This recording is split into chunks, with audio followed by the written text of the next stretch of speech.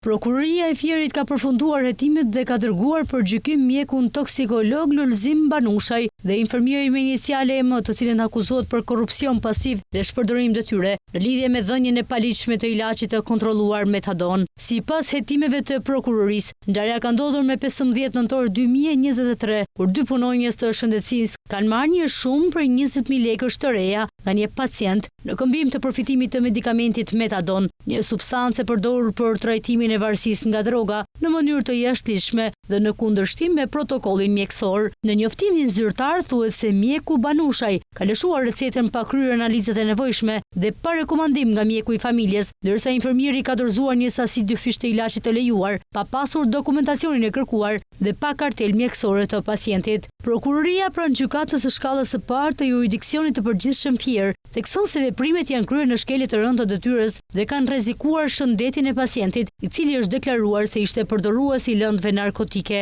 Organi i akuzës ka ngritur ndaj dy të pandehurve akuzën për korrupsion pasiv i personave që ushtrojnë funksione publike dhe shpërdorim detyre. Prokuroria ka deklaruar angazhimin e saj për të ndjekur dhe ndëshkuar çdo shkelje ligjore të zyrtarëve publik që përdorin funksionimin dhe përfitime të paligjshme, veçanërisht në sektorin e ndjeshëm si shëndetësia.